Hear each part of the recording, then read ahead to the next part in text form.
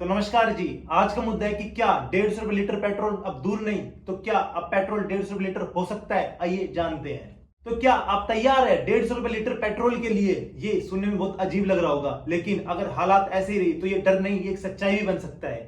Petrol हमारी economy की एक लाइफलाइन है। जब ये महंगा होता है तो गाड़ी चलाना ही नहीं, सब कुछ महंगा हो जाता है।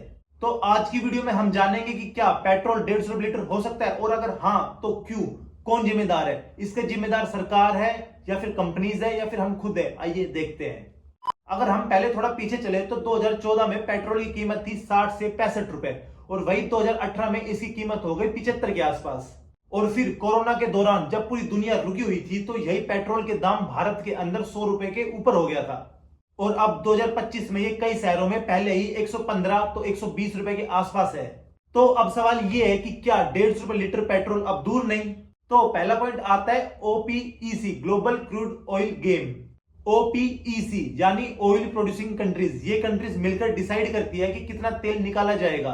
जब भी इन देशों को कमाई चाहिए होती है तो ये सप्लाई घटा देते हैं, जिससे कि डिमांड बढ़ जाती है और दाम आसमान छूते हैं। फिर Russia Ukraine war, Israel Gaza tension, सब ने ग्लोबल ऑयल सप्लाई पर असर डाला है। और अगर सप्लाई और घटती रही तो क्रूड ऑयल की कीमत $100 से $120 पर लीटर भी हो सकता है। तो इंडिया में 150 रुपए पर लीटर पेट्रोल को चुकाने वाली कीमत नहीं होगी। अब सेकंड पॉइंट आता है रुपए वर्सेस डॉलर, जिसमें कि रुपए की कीमत गिरती है। भारत तेल इंपोर्ट करता है जिसकी पेमेंट डॉलर में की जाती है, और रुपए का डॉलर के कंपैरिजन में कमजोर होना मतलब कि हम लोग तेल बाहर से बहुत महंगे रेट में खरीद रहे हैं। 2022 में $1 की कीमत 74 रुपए थी, जबकि आज 2025 में $1 की कीमत 84 से 85 रुपए है। सीधा जवाब, सीधी बात, एक्सपोर्ट महंगा, पेट्रोल और भी महंगा। अब एक बहुत ही शॉकिंग और फैक्ट की बात सुनो। जब आप 120 रुपए का पेट्रोल भरवाते हैं तो उसमें से 60 से 65 रुपए टैक्स होता है। केंद्र सरकार का एक्साइज ड्यूटी और राज्य सरकार का वैट और डीलर का कमीशन वो अलग। मतलब कि तेल इसलिए महंगा नहीं है कि क्रूड ऑयल महंगा है, बल्कि सरकार इसमें बहुत ही ज्यादा एक टैक्स का प्रॉफिट कमा रही है। चौथा पॉइंट आता है ईवी पुश का इनडायरेक्ट तरीका।